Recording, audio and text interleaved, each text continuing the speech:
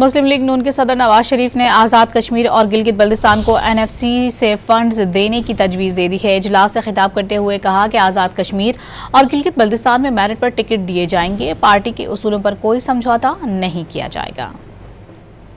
NFC award जो है कि वो बजाय के डिमांड जो है वो गिलगित बल्तिस्तान से आए या आज़ाद कश्मीर से आए, वफाकी गवर्नमेंट को खुद कर देना चाहिए और ये करना चाहिए। मैं भी बात करूंगा प्राइम मिनिस्टर से। और दूसरी बात ये है कि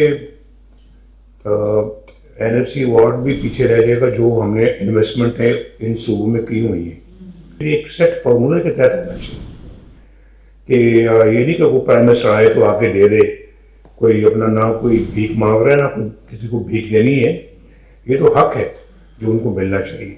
फिजा माशाल्लाह अच्छी है, उसका भरपूर फ़ायदा पार्टी को उठाना चाहिए। तो और इस फिजा को देख के बहुत सारे लोग आपसे टिकट के लिए आएंगे, तो हमने पहचान रखनी है कि कौन अपना है कौन पराया है। जो हमारे बड़े पक्के साथी हैं उनको इलेक्शन के लिए टिकट दिया जाए और मेरिट पे दिया जाए। तो इस मेरिट को इन्फोर्स करना बहुत ज़रूरी है।